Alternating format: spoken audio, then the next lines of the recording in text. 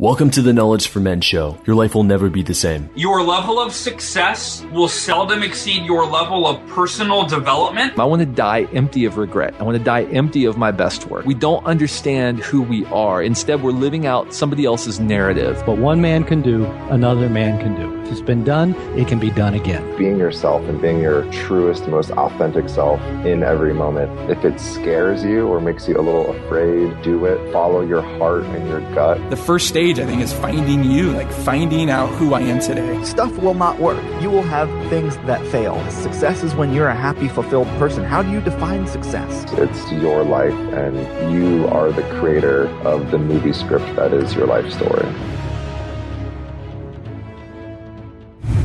So many of you over the last 3 months have been asking me questions through email about not just becoming a stronger grounded man, but also about how I built my online freedom business. You see, I used to be broke, sleeping on my brother's couch with only $15 to my name, to now having a top-ranked men's podcast on iTunes. I'm a 3-time Amazon bestselling author. I sell out events where men come from around the world to attend my powerful trainings, and I'm working with amazing clients one-on-one. I share exactly what I would do if I was going to start over in this free training on becoming an influencer at kfminfluence.com. Again, that's kfminfluence.com. This will get you in the game, save you thousands of dollars and hundreds of hours of trying to figure all of this out on your own. This is the stuff people charge for, but I'm giving it to you for free at kfminfluence.com. All right, guys, welcome to the show. I'm here with Ted Ryce. It'll be his second time here on the show, and he is the podcast host of The Legendary Life. And actually, Ted's a good friend of mine. We've actually been podcasting since I first started, and when he first started. I think we were just talking earlier on the show, and this was the first show he had ever been on is for a podcast. That's right, Ted? Yeah, and I tried listening to it just to not go over anything we've covered before, and I had to turn it off. I mean, it's a good interview, but listening to yourself from 2 years ago, you're like, oh man, I can't listen Ted, to that. honestly, that was one of the better episodes. Probably, I would say I've done 300 episodes, top 200 interview. I was just kidding. It's a top 200, man. You made it, man. No. It's actually one of the.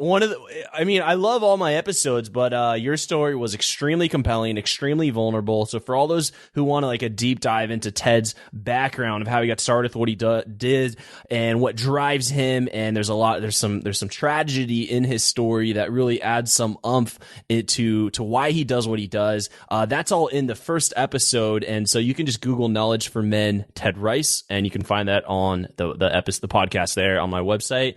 In this episode, I want to talk about performance for men. I feel like we have so many demands, and I might be guilty of bringing these on guys, which is like, all right, guys, let's go out and crush it. Let's improve in our health. Let's improve our relationships. Let's have the best relationships of our lives. Let's improve our dating lives. Let's make more money. Let's crush life. And I still subscribe to that. I still want to have the best life possible, but I think it's going to be impossible if we're not high-performing guys. If we're not really operating at our peak performance, trying to improve your life is going to be very difficult if you're not getting good sleep, if you're not exercising, if you have a poor diet. And so that's why I brought Ted here on the show, to really deep dive into all of this stuff here. So Ted, we classically start off every show with a favorite success quote or some sort of saying that you've lived by. So what do you got for us, and what does that mean to you? Yeah, and I love quotes. And this is one that really resonates with me deeply. And it ties into what we're going to be talking about today. And it's from Howard Thurman. And the quote is, don't ask yourself what the world needs. Ask yourself what makes you come alive, and then go do that. Because that's what the world needs, is people who have come alive. And what that means to me is going out and doing something that you're truly connected to. Like you and I, Andrew, we were talking earlier that this is our job, to do interviews, to interview people. And it's amazing. And it's 8:00 at night where I am. And part of me wants to just relax and watch the next episode of Ray Donovan, right? Yeah. Because I've been watching that. But this makes me come alive. I felt tired before I was talking to you, then I'm talking to you and I come alive. And that's what you want to look for in your life. That's when you know you're on the right path. And also how that ties into health and fitness is that you need to be in shape to do those things. You need to take care of yourself to do those things. You need to treat exercise and eating well and drinking enough water and getting enough sleep and also optimizing your sleep so you have the best quality of sleep. You need to treat that as training to go into your life to do what truly makes you come alive, or you're not going to have enough energy. You're not going to be showing up strong, confident if you're not taking care of yourself. You know, I'd love to go into how a lot of guys struggle with maybe philosophical ideas like, what does it mean to be a man? And I'm here to tell you that those are important things to learn. Those are important questions to ask yourself and to find the answers to. But go back even further and ask yourself, what does it mean to be a man physically? And what goes into making a man physically? And that comes down to what we're going to be talking about today. And men, I mean, you want to talk about peak performance? I love that, because that's where I feel like I'm at. And I think a lot of guys on listening to your show are on that level as well. But the rest of the population, man, they're dying out there. It's not terrorist attacks that are killing people. It's heart disease is the number one killer in the U.S. That's the number one terrorist in the U.S. You know, and that's not to belittle any of the other events with the ISIS and the craziness that's going on in the world, but nobody's talking about heart disease. That's not making it into the media, the mainstream media. Cancer is second. And that's just talking about the deaths. That's not talking about the obese people, the overweight people, the people who are, you know, not waking up, going out and living that life, going after what truly makes them come alive. And, you know, that's a sad thing. It doesn't need to be that way. And I believe that health and fitness form the foundation of success. So stress too. Stress being something that wipes people out, and they could actually be living their life in terms of they have the job they want, they have the relationship, they actually do have these things, but they're so stressed out that they actually don't enjoy, and they're not actually alive and present with the people that matter. Absolutely. And for those of you who don't know my story, I work with, I always say, like, oh, I've trained Richard Branson, Robert Downey Jr. Yeah, so I know Robert Downey Jr., Ted, but Richard Branson? I trained him. What was this like he found you and he hired you and you were waking up and you were training Richard Branson? I don't think I got that part, but yeah. Yeah, he Googled personal trainer Miami Beach and my website came up, then he gave me no, man, come on. It's not how it happens. No, I'm messing with you. But yeah, no, it was a process. I trained, the story is that I trained I've been friends with and have trained this guy for a long time. He owns a salon in Miami Beach. And I met Richard Branson's niece, and then I was training her for a long time. Then I met Richard Branson's wife, and I was training her every time that she came into Miami. And then I ended up meeting Richard. I didn't tell you that story? I think we have. I just got a little thrown off when he said that, because I was reading his book, Losing My Virginity, and I'm kind of starstruck right now when he said that. But he called me a fit bastard, Andrew. Oh, you're a fit bastard. That's a great compliment. That should be on your website. You're a fit bastard, Richard Branson. You're like, there you go. But just to come back to what we were talking to earlier, which is, okay, Richard Branson, billionaire, very iconic entrepreneur, really giving back to the world, visionary. He's not on TV. I understand you're training Robert Downey Jr. He wants to be fit for his roles and also for the performance aspect. But Richard Branson doesn't necessarily, he's not on camera. He's not acting per se, but he knows that he needs to get his diet in shape. He needs to have a workout routine in shape. He needs to be sleeping correctly so that he can go on and do the things that he does. Yeah, I had a talk with him about it, and he doesn't love to work out with weights or do things like that. And I want to send him over my new bodyweight training program to see if he does it, because his well, I shouldn't even be talking about this maybe, but whatever. He gave me the niece gave me the email, so, which I won't be sharing. So, but yeah, he was talking about he windsurfs. He does things that get him in flow, right? That's why he pushes the boundaries. And his son, who's been on my show a couple times, Sam, who I'll connect you with, he's just a little hard to pin down. The only reason he came on my show is because of Wendy. I trained Wendy for a long time, the niece. But they're all the same. They push themselves physically because they know that's what helps them gain perspective. That's what helps them develop the mental strength to go do what they do. It all helps them with creativity. I found the same thing. I never get a blank for what I'm saying right now, but I'm drawing a blank right now with what I'm trying to say. But I don't get writer's block because I just go hit a workout and things come to me. And the type of workouts that I do encourage that as well. I don't just lift a bunch of weights. I do things, and there's nothing wrong with that, but I'm into more bodyweight exercise, what you would call gymnastic strength training. So I'm not talking about, oh, you're doing pull-ups and squats and sit-ups and push-ups. No, it's a little bit more, it's more like handstand. I'm trying to do planches and front levers and back levers and the human flag, the side lever, all these types of things, because it gets me into flow. There's some risk there. There's, I could fall and hurt myself. There's not as much, there is a lot of risk in lifting heavy weights, but it's just not perceived the same. It's not like you're going to fall on your face when you're doing a planche, which is like if you'd imagine a push-up, but the feet are suspended above the ground, right? It's suspended in air. It looks like a circuit you're training for, like a Cirque du Soleil show here.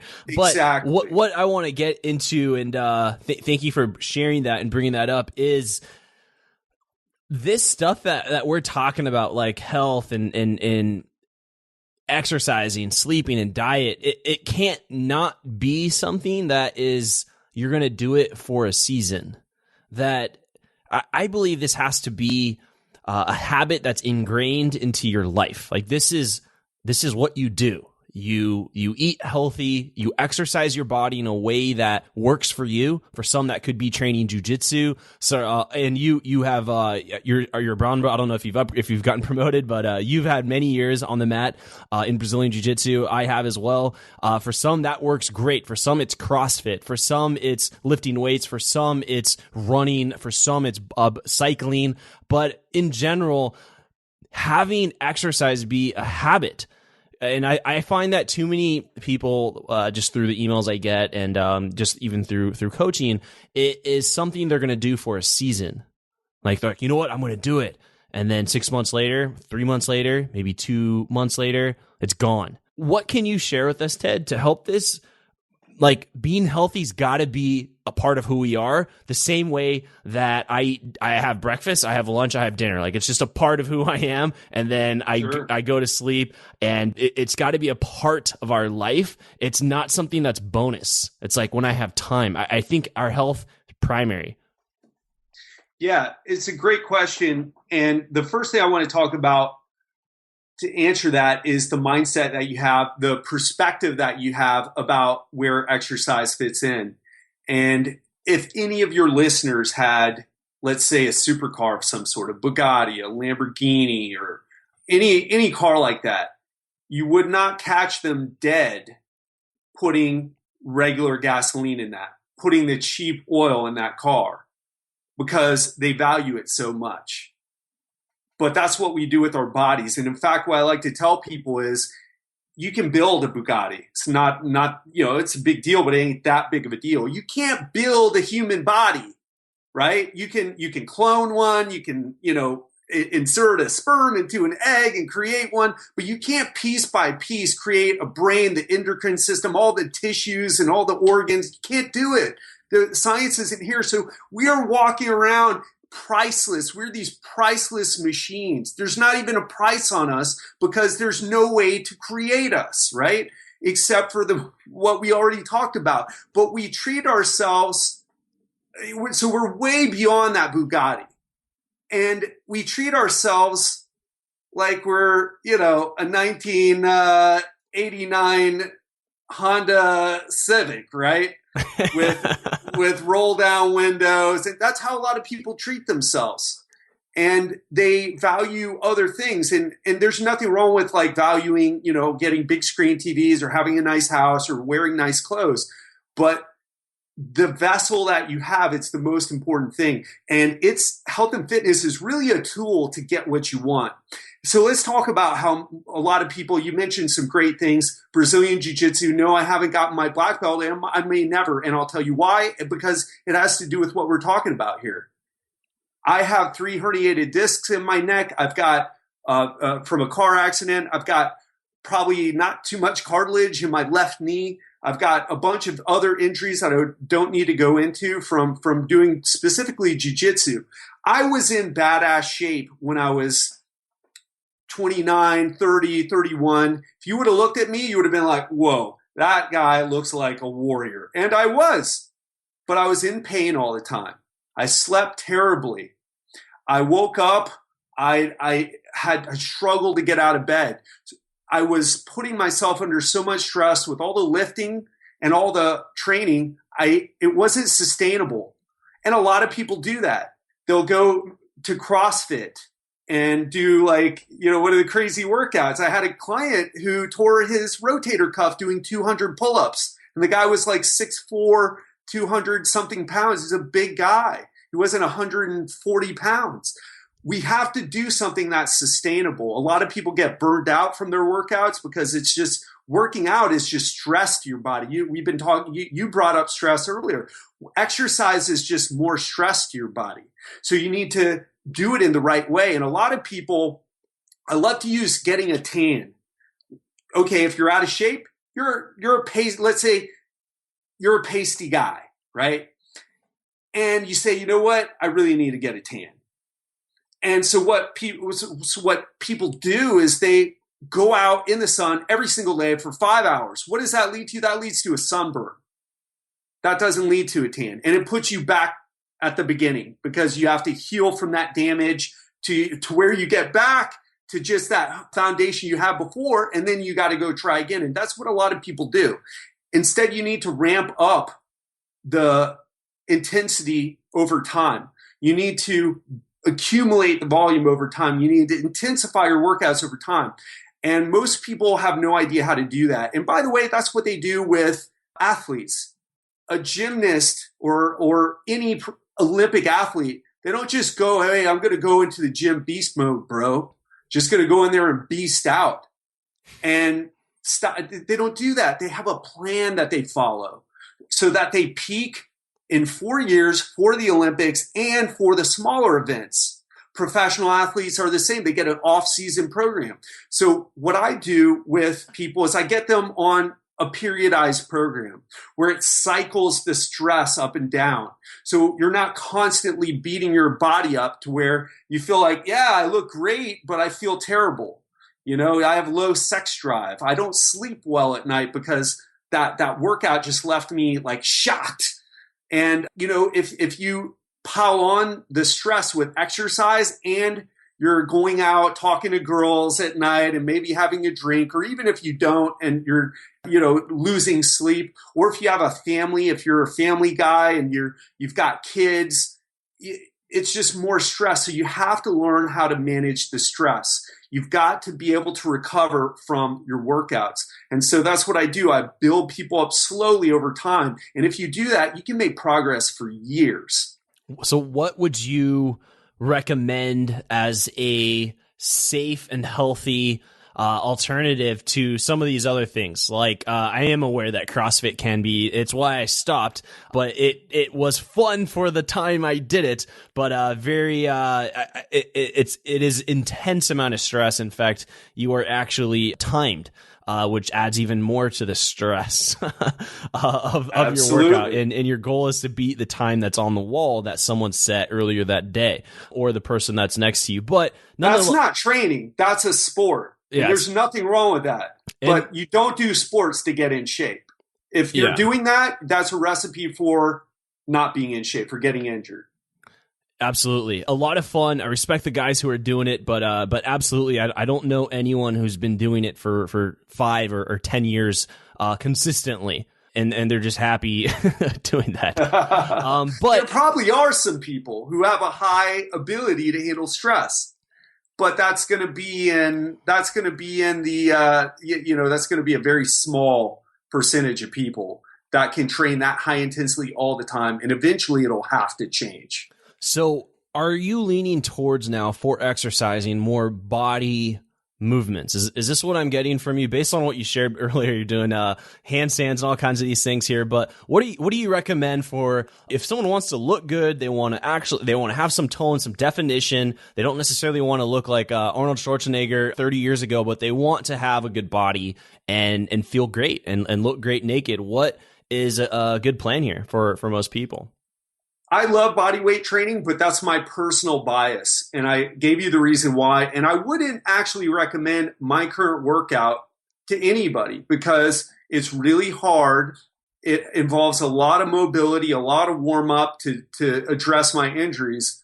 That said, I would recommend that if you are just starting out, definitely learn how to master your body weight, as long as you're not an extremely overweight, obese individual. If you're 250 pounds, 300 pounds, then doing body weight squats is actually a big deal. And doing a lunge may be just not in your ability right now. However, I'm talking about the guys who are maybe 20 pounds overweight, 30 pounds overweight, 15, 10, or maybe you're like how I was, really skinny and weak. That's how I used to be. And I know you had that same story, Andrew, although I can see some shoulders, traps, and chest coming out on you now, looking strong. Yeah. But so that's my personal bias. And I believe you should definitely use body weight training. But let's bring it back to, because you're asking me about a tool. That's like saying, well, what do you think about kettlebells? What do you think about barbells, dumbbells, the TRX? They're all just tools. So let's bring it back to something bigger picture.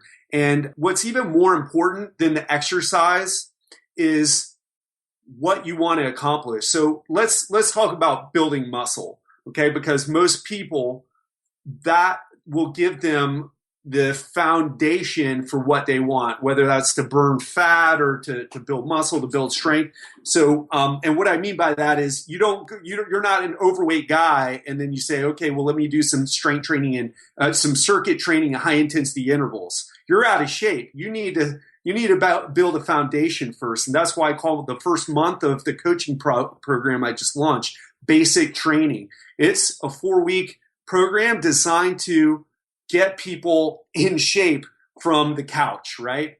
So what you want to do, here's how to get the best results you've ever had from a workout.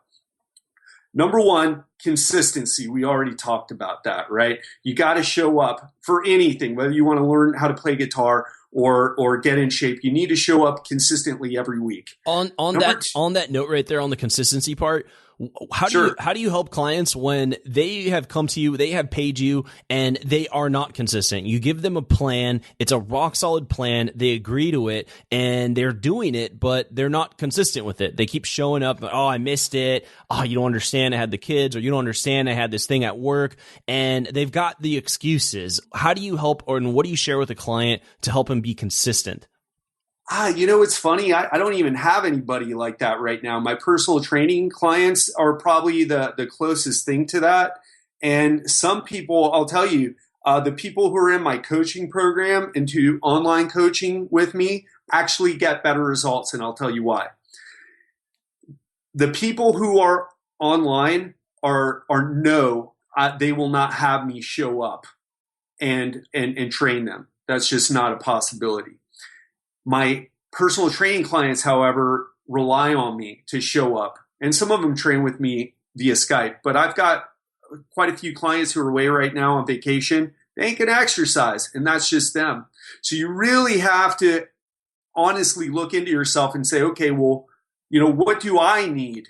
And I would recommend, maybe you're not like some of my multimillionaire clients who travel all around Europe for a couple months in the summer, or maybe you are, but you have to make that happen for yourself. So if you are not consistent, hire a trainer. That's the best thing you can do.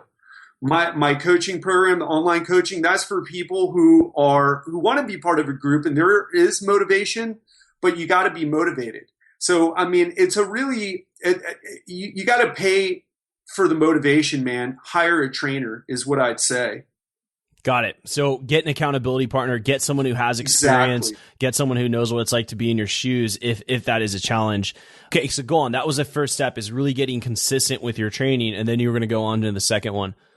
Yeah, the second thing is frequency. And it's not enough to show up once a week and work out hard and expect big things to happen, although it's probably better than just sitting on the couch. I've never done one, to be honest, in my 17 years of being a fitness professional, I've never had someone on a once a week workout. But you shoot for either 2 to 5 times. And what I think the sweet point is for most people, especially with the goal we're talking about, building muscle, 3 or 4 times a week. 3, if you think 4 is too much for you, 4 is what I like to get people on. I've seen amazing body transformations on 4 times a week. And here's how you do it.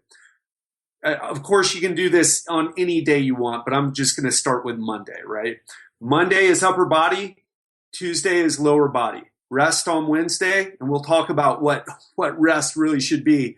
And then again, upper body on Thursday, and then lower body on Friday.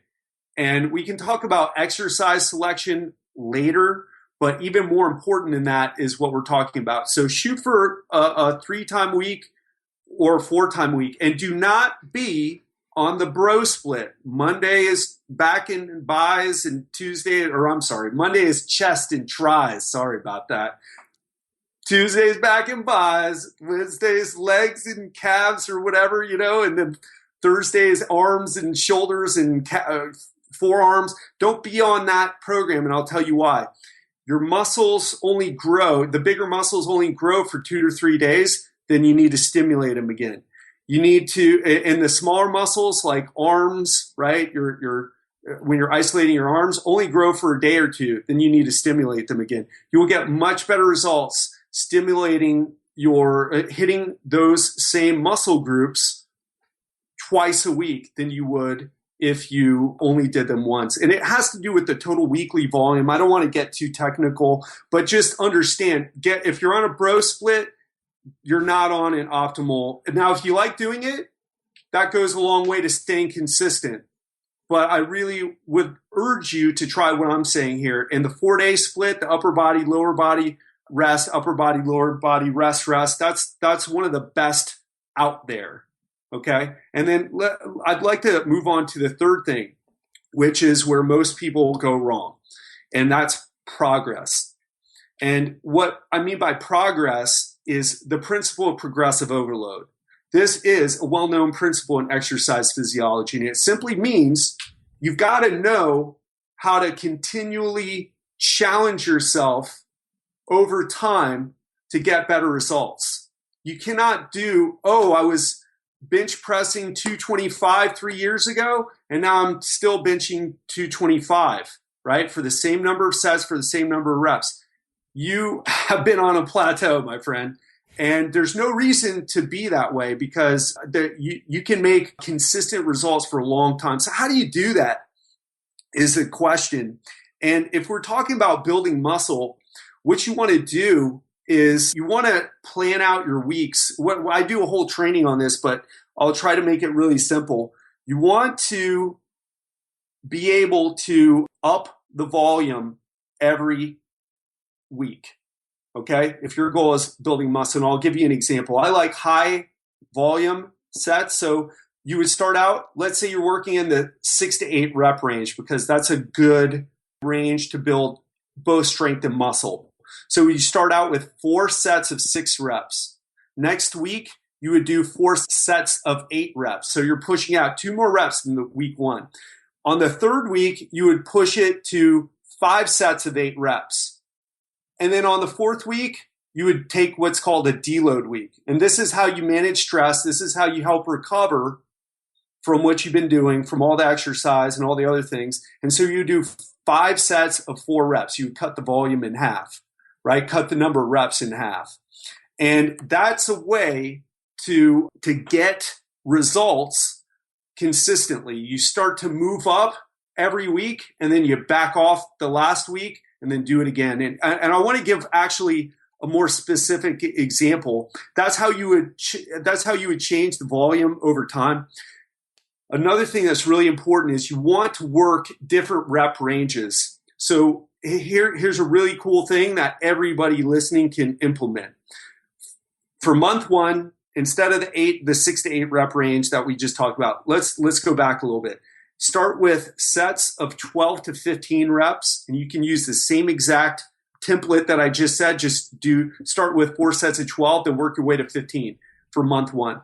Month 2, do the 6 to 8 reps that were already mentioned. And then month 3, do 4 to 5 reps, okay, for month 3. That's what's called linear periodization. That's what strength coaches use to plan out workouts for their athletes. And these are the guys who need to get results. This isn't, hey, sign up for my program and look at this infomercial. This guy changed his body in 2 weeks.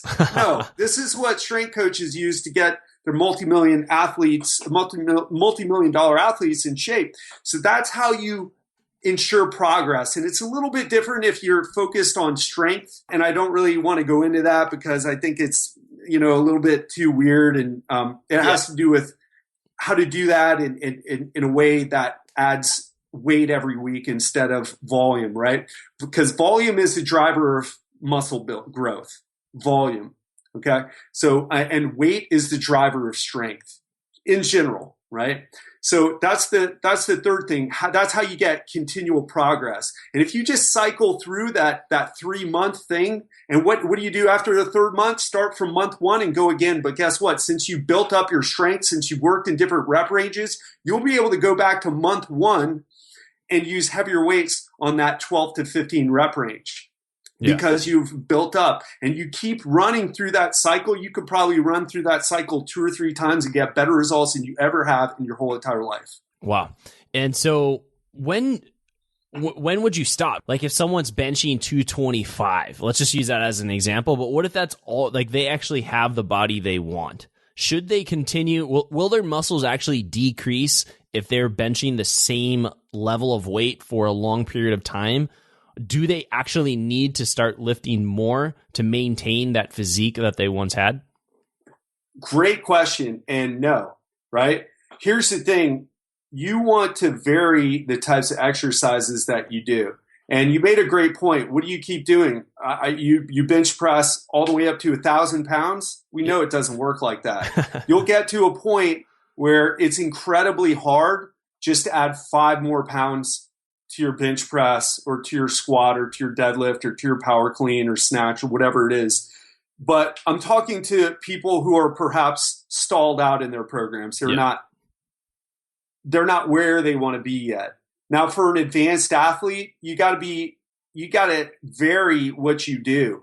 And if you do bench press all the time like that, and you can wear out your shoulder, you can start to develop arthritis. You can really screw yourself up because, and you know this, is called, pattern overload, right? Repetition injury, right? So people who type get that. They get carpal tunnel syndrome, and it's because they're repeating a pattern over and over and over and over and over. Now, that's probably a terrible idea for this audience. It's more like a runner, right? You've got to vary the types of stress, and it's not just are you lifting heavier weights or not, but you got to change the planes. So you want to make sure you change from flat bench to incline bench, and you can do the different degrees. You can experiment with those.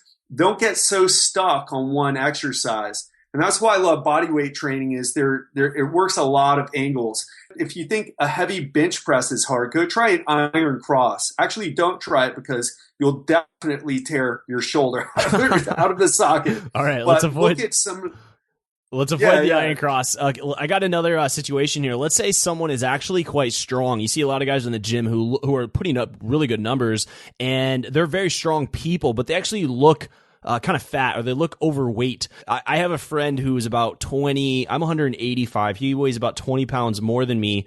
And we lift similar numbers, actually. We work out together. But I mean, not to like brag about myself, it's more clear that I work out, that I have more definition and tone versus him, where he's a lot. He's not fat, but he just has more weight on him. So he's not fat. He's just fatter than you. You can't see the muscle. So for a guy like that, should he stop the weightlifting, or should he actually and start doing cardio, or what would you recommend for someone who just wants to, like, they're comfortable with the numbers, they just want to like look more toned? Oh, I love this question. And yeah, and let's talk. Let's not even bring diet into of course. Okay. the picture here. I mean, we can talk a little bit about that. Yeah, okay. But let's say everything's the same, and how do we get him to lose body fat simply with exercise alone? Mm-hmm. And you look like you've been lifting heavier weights. You're probably pretty strong right now, and you probably have to rest a couple minutes in between your sets, because that's what you have to do. By the way, that's another pro tip. Make sure you rest 2 to 3 minutes in between your sets if you are lifting heavier weight. You can't rest 30 seconds to a minute. And I show that with my clients all the time. Like, well, I'm paying you for the time. They actually don't say it like that, but I'm paying you for the time. Like, let's maximize our time. Let's get another set in. I'm like, you know what? I'm going to tell you how this works. Then you're going to do a set your way, and we're going to do it my way. And then you tell me what works better. So make sure you rest enough, because that's what promotes strength gains. That's what promotes muscle gains better than the shorter rest. So back to what you were asking. How do we get a guy like that? He is not on now, obviously, you're looking good. You're lean. You're on a program that's optimal for you based on your diet, based on your sleep, based on your other habits. It's gotten you looking the way you want. For him, it's not. And I actually ran into a problem like this recently, because I'm not on a program that's great. I'm on a program that's more similar for your buddy, right? Like, it's having the same effect for him. My strength is going up every week, but and I'm getting bigger, but I'm not getting as lean as I want. So there are a few things that he could do. Number one, he could change his strength training, and but he'd have to stop working out with you, right? So that may not be the best, but I'm just going to share it. Yeah, Instead go ahead. Of whatever he needs to do. Sure, straight sets. He needs to do circuit training.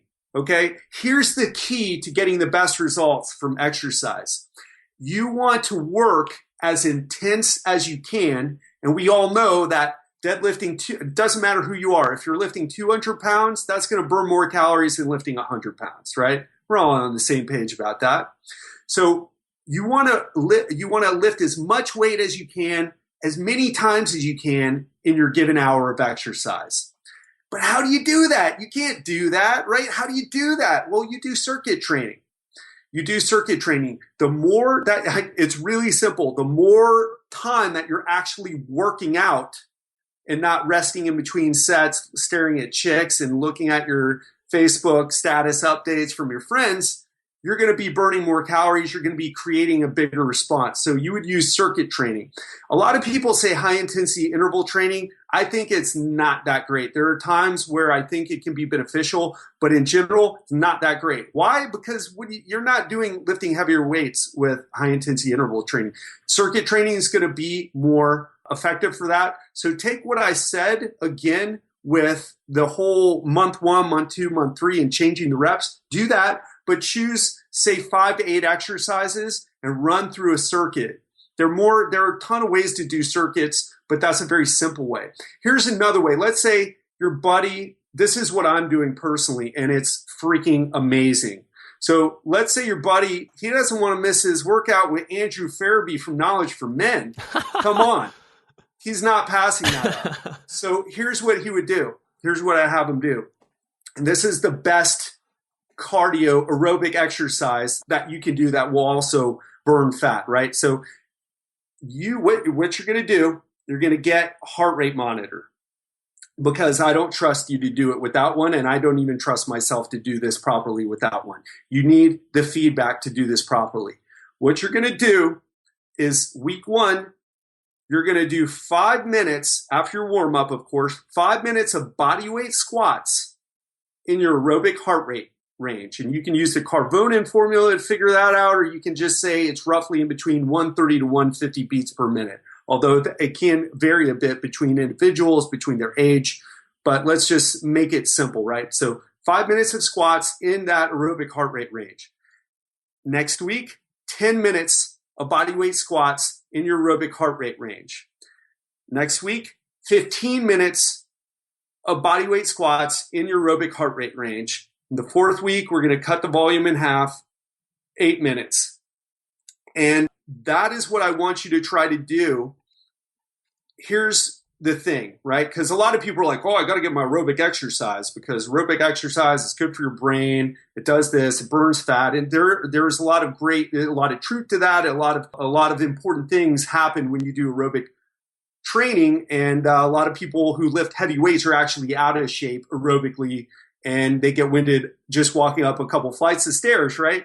So, but there's no rule that says you have to go running or cycling or rowing or any of those things. You could do shadow boxing. You could do wrestling drills, as long as you keep your heart rate in the aerobic heart rate range. But what I'm doing here is I'm using a body weight strength training exercise. And so what it's doing is it's going to provide a high level of stimulus, because doing a squat is a much bigger deal to all your muscles than running a few steps, right?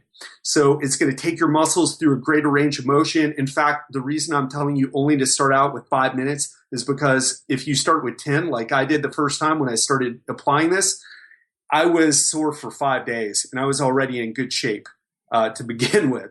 But as I've done this more, I dropped 5 pounds in 2 weeks, 5 pounds of, I'm sure it's fat because the muscles are showing. I'm definitely not any weaker or I'm not, the only place where I'm smaller is in the midsection. So that's what you can do. And when that gets easy, when 15 minutes of body weight squats gets easy, what you could do is try the same cycle, but you use lunges instead. Try reverse lunges. And what you can do is try to ramp up the intensity. I actually use a 40-pound weight vest right now when I do I actually work my way up to doing 20 minutes of body weight squats in the aerobic heart rate range. Now, if you do high intensity interval training, you're going to be, oh my God, I'm going to have a heart attack. Oh, I got to rest.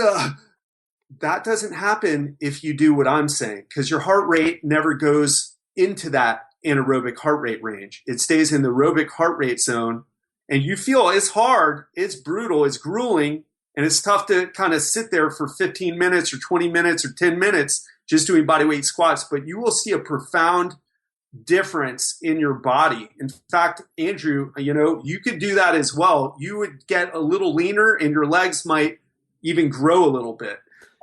Is this a pre-workout in addition to the weightlifting that you do? Or is this the workout? This is you can either do this one of two places. On the off days, just like you would do aerobic exercise on the off days, or you could do it after a workout. Either directly after, you could wait and do a double, right? But it's only 5 to 15 minutes. As I already said, 5 1 week, 10 second week, 15 the third week, and then back off on the volume. And then you could run that cycle one more time and build yourself up to 20 minutes. So week 1 would be 10, then week 2 would be 15, then week 3 would be 20, then you would back it off to 10 minutes. If you did that 8-week cycle starting from 5 and working your way all the way to 20, you will see a profound difference in the level of body fat that you have. Because you're doing it for 20 minutes straight. Yeah, I mean, 5 minutes straight's a lot when you're doing one workout. Repeat, like if I was like 5 minutes of push-ups, like that's a long time doing straight body weight exercises. For all the guys listening, they're like this is really good content, but it's like so much is happening, and I want to like see this laid out. Just go to the blog post, because we'll turn this into a beautiful article that will be well laid out for you to take a look at, and you can actually listen to it there, and also just see the visual. Because I know for myself, I need to see visual when we're talking numbers and days and things like that. So you can go to the website right now and check that out, knowledgeformen.com, and then just look for Ted Ryce. Should be right there. Now, this is a ton on the strength. This has been really good. For time's sake, we'll have to keep it a little bit more brief. But Sure. let's talk about optimizing sleep. That's actually, I think, a big one for everyone, especially with this type of world we live in where, I mean, I had a really bad habit where I was like addicted to my phone in bed. Like I would actually look forward to it. I'm like, you know what? I'll turn the TV off, which is really not good for you too late at night. And then I would look forward to like laying down and then just like kind of social media binging and spending sometimes like an hour on social media. And then like, all right, let me go to sleep. And then all of a sudden my eyes like won't shut. I'm like more awake at late at night than I am when I first woke up. So what can we do here to optimize sleep?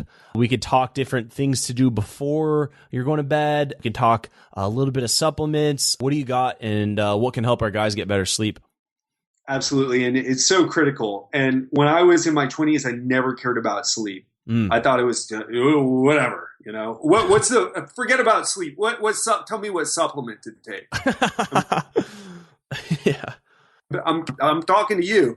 There's no supplement, there's no workout, there's no diet that you can do that will ever make up for poor quality sleep or for not enough sleep. Yeah. So just get that through your head. Just accept it. It's wired into our DNA. We can't get around it.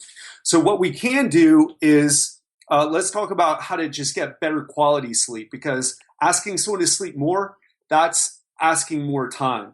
So what I like to do is talk to people about what they can do to optimize the sleep quality. And we can talk about what that means. But before we even get into that, I want to tell you that people in the media talk about, I know you talk about porn and how it's so bad for guys and killing their sex drive.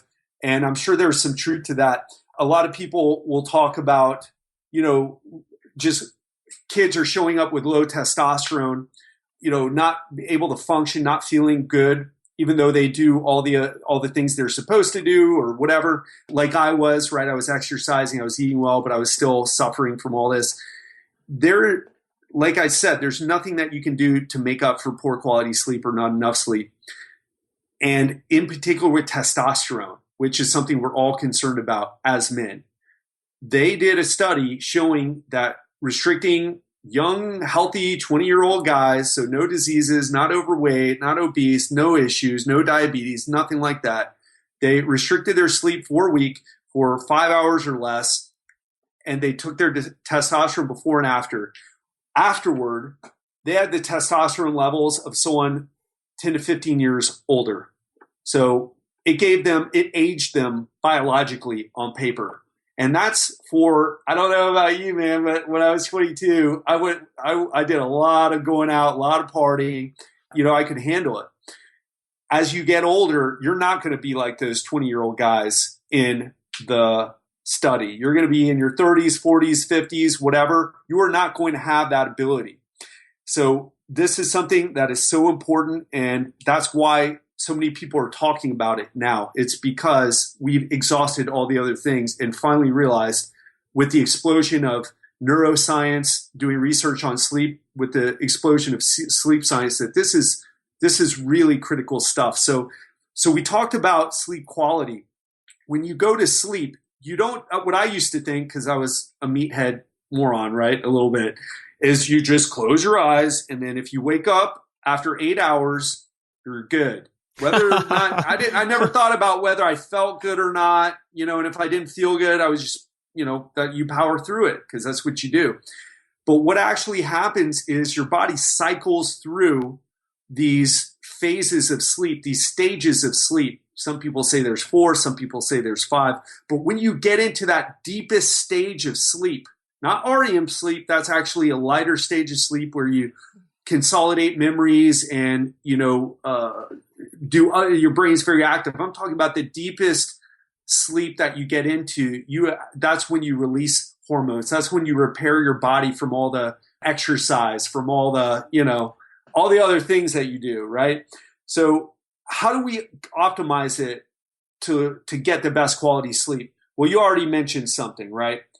You were on your phone. You said something about TV as well. We know that the lights coming from our devices, our computers, from outside are really messing us up. So number one, download FLux, F.LUX for your computer. That will help sync that will help your computer put out the right. It would change. It will sync up. It dims your desktop so that it according to the sunset and the sundown, so that the blue light doesn't really impair you as much as it would otherwise. But yeah, F.Lux. And then the new iPhone has its own version. Have you seen that? The iPhone... I have it on right now, What is it called? It's got its own version of F.Lux. I forget what they call it, but basically you can dim your phone and set it according to sunset and sundown. They probably found that, like, absolutely the studies were dangerous, meaning that they were true, meaning that, hey, people are watching their smartphones at night, it messes their sleep up. And so it's not controversial. Yeah, they came out with an app and they blocked F.Lux and they created their own. Like you can't even get F.Lux on the iStore. They blocked it. So basically, it's important. Apple deems it important. Yeah, and there's plenty of research on that, and if you're interested. But yeah, it's and for your women, the women in your life, it's it can affect their chance of getting breast cancer. It's really bad. So So the blue light, get rid of it. Right. Stay off your screens an hour before bedtime. Get blackout blinds for your room because your neighbors have the bright lights in their yard, or you live in a building like you do, Andrew, and all the lights are lit up around the area. Get rid of it. Get blackout blinds. However, that's probably not enough. I got blackout blinds and it does not block out enough light. So I sleep with a sleep mask. Now I'm going to tell you what I do because I'm pretty... So a sleep mask? Like you're covering your eyes? Exactly. Wow. And you can do that. That's comfortable. Like, is it like those airplane masks they give you? That's what you sleep with? I'll be honest. I got a Sleep Master mask, which is great. That one's a really comfortable one. But I actually put a shirt over my face. I'm a little ghetto with that now.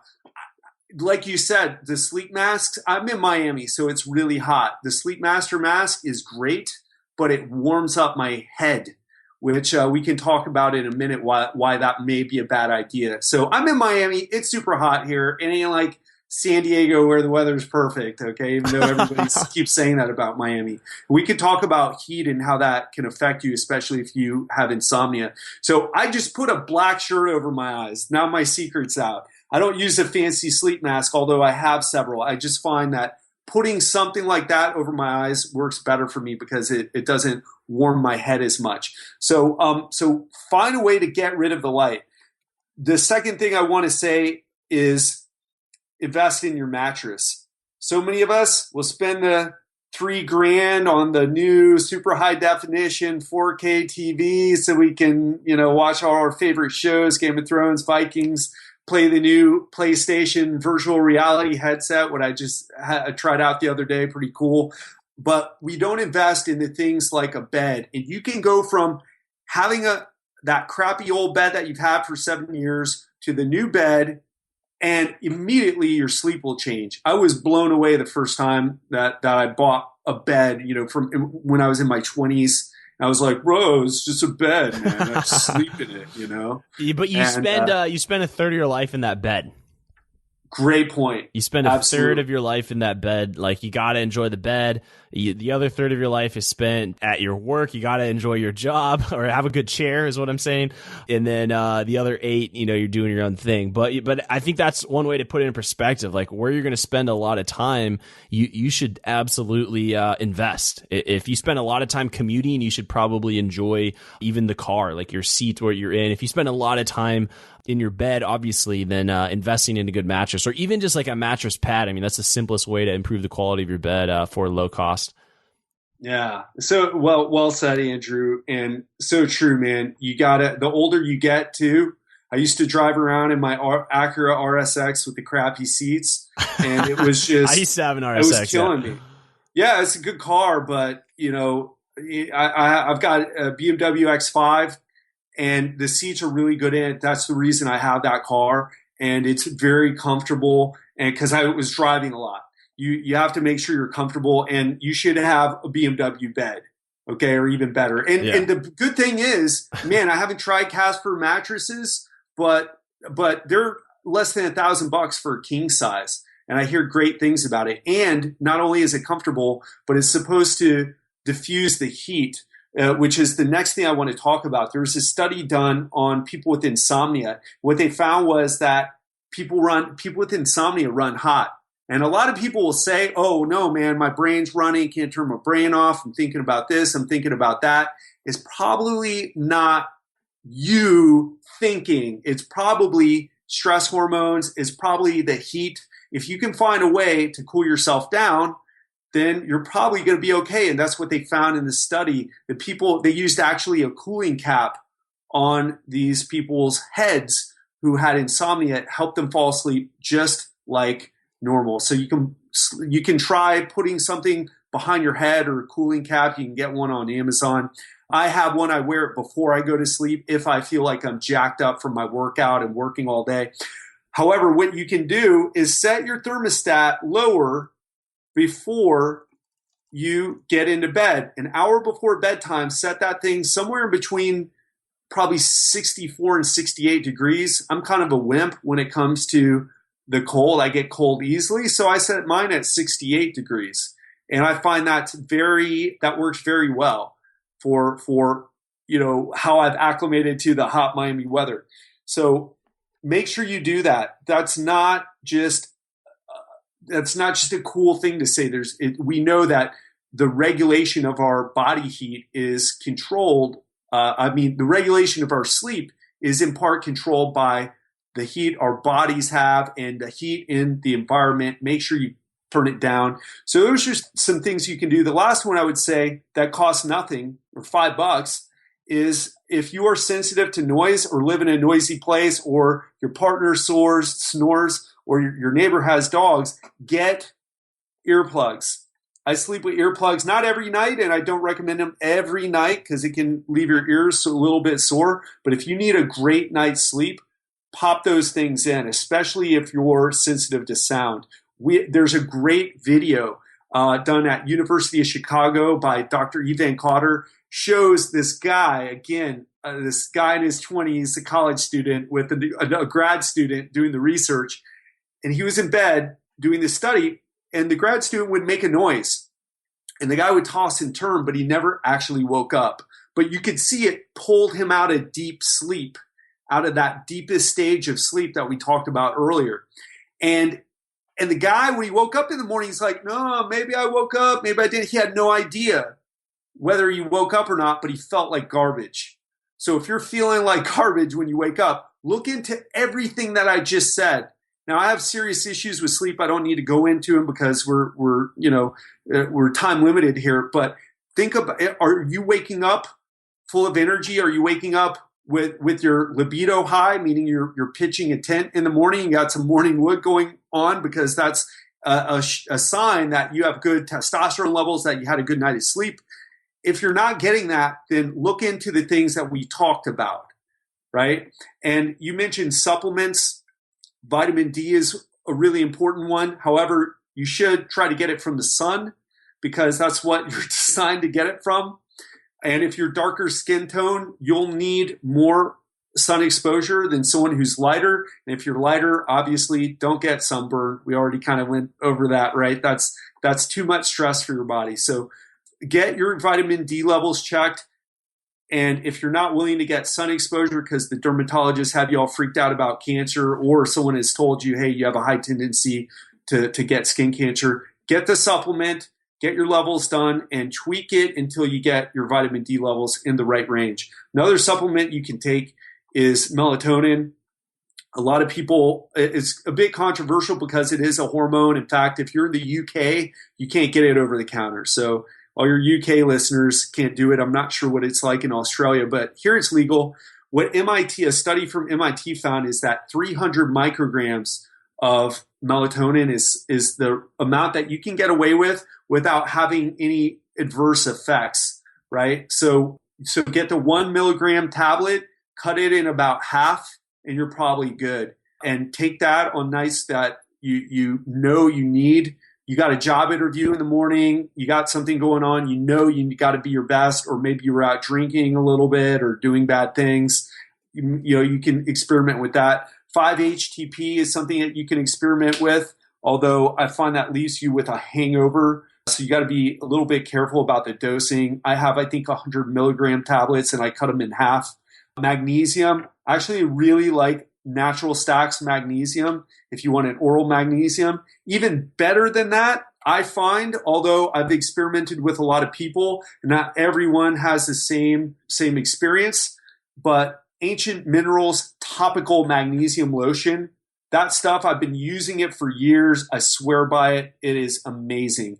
And if you rub the lotion on before you get into bed, you will find that you go into deep sleep much faster. So those are some supplements that I recommend. They're awesome. Also, check out the other things from Ancient Minerals, especially if you're highly stressed or you work out hard and you experience a lot of soreness. Get the bath flakes or the spray.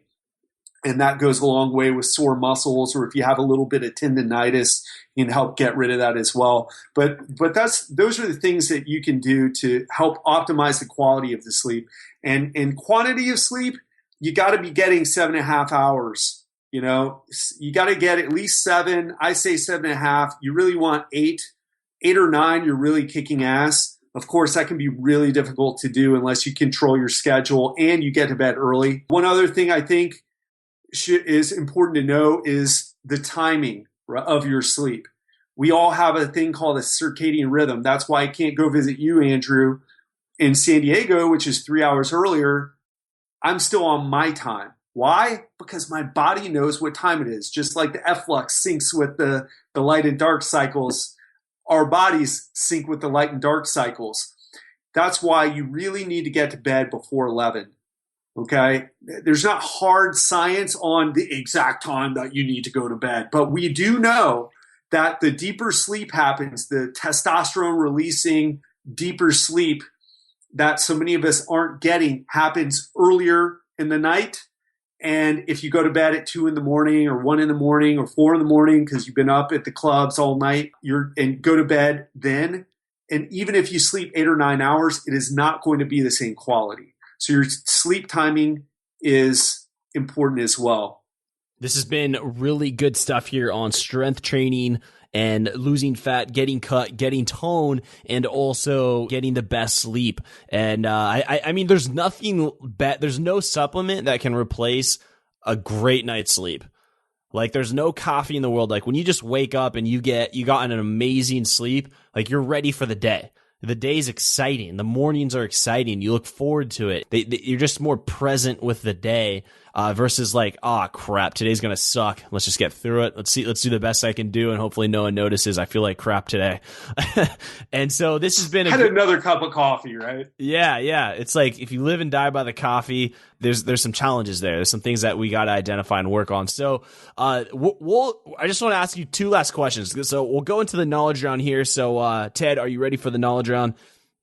Let's do it. Yeah, you are. Have you ever wanted to become a highly paid online thought leader in your space? Have you ever wanted to be an author and get that book out? Have you ever wanted to speak on stage about something that you were passionate about and get paid for it?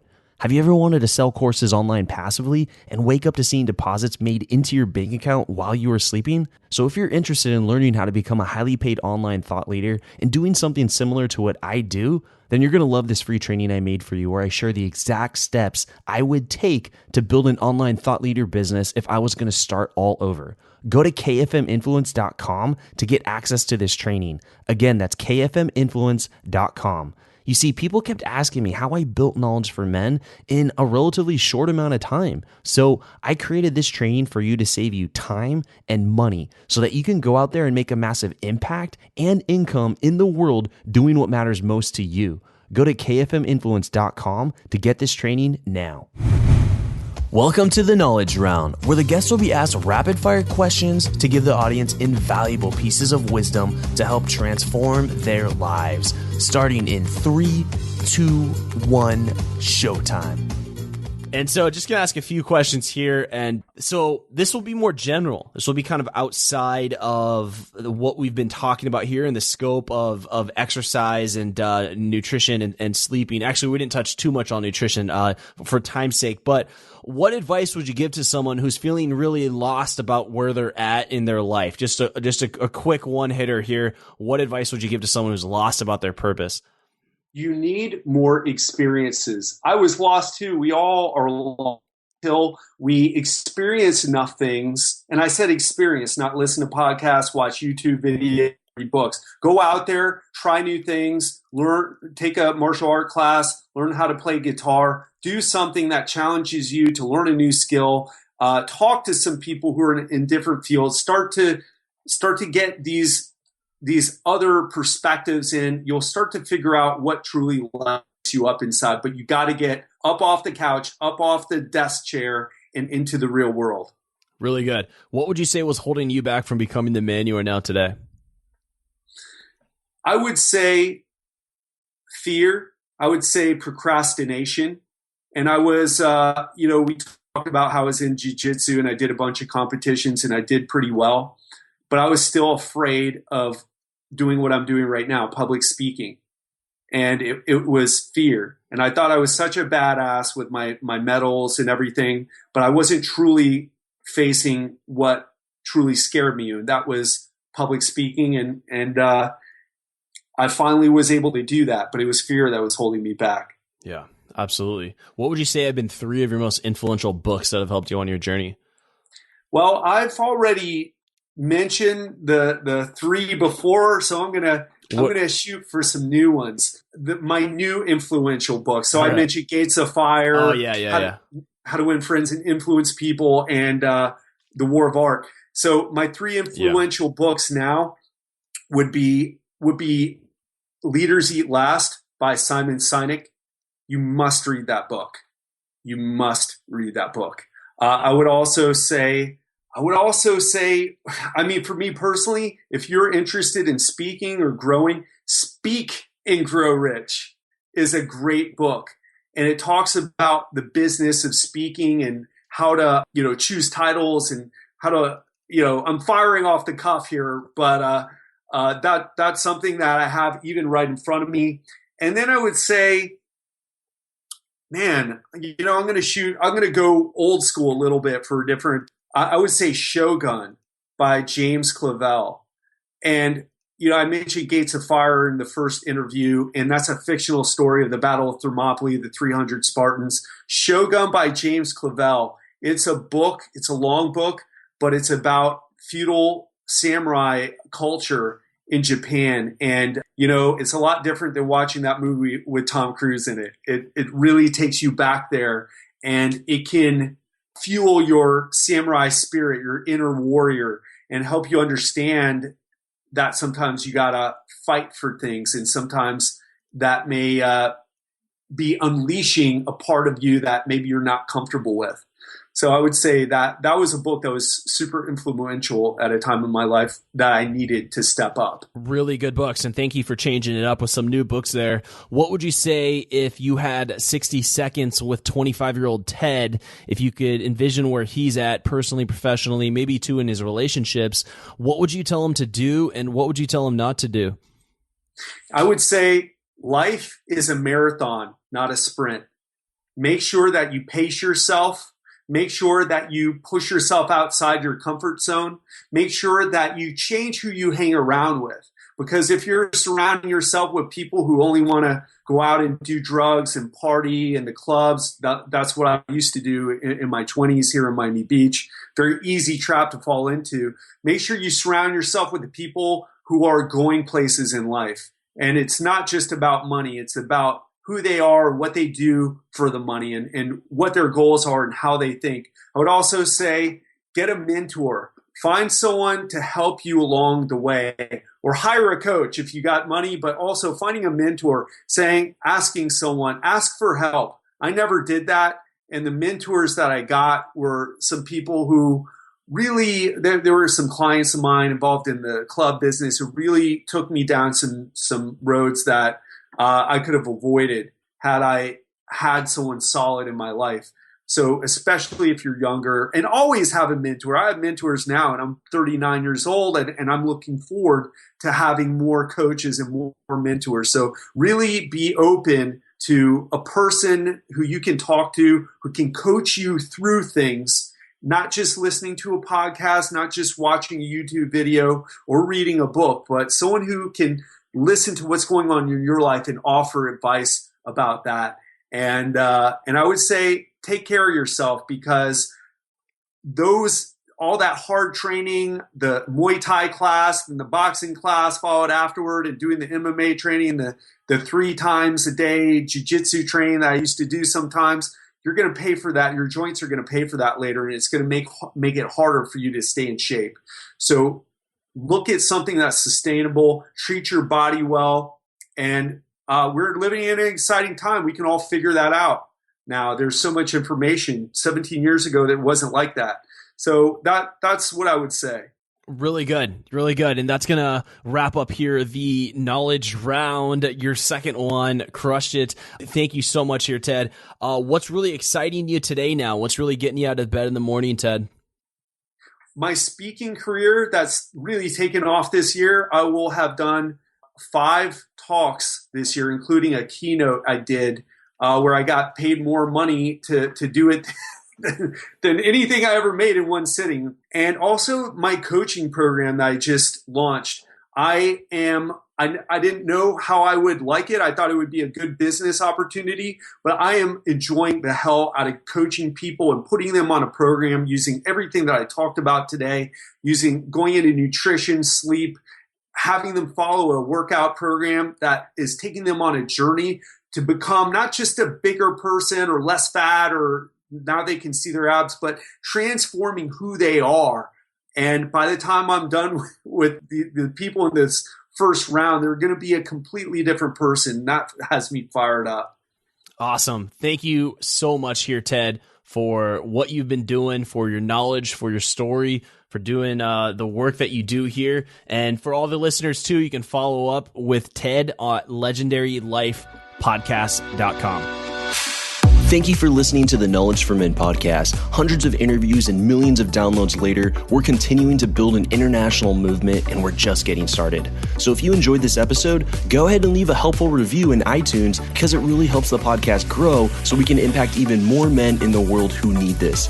Guys, this is all about living with purpose, where every day you only do things that matter to you. You wake up, live with purpose, and take massive action towards the life you want. And always remember, love the life you have while creating the life of your dreams. Go to kfmfree.com to get a surprise bonus I've made for my listeners. Again, that's kfmfree.com for something that's changed my life, and I'm offering it to you for free.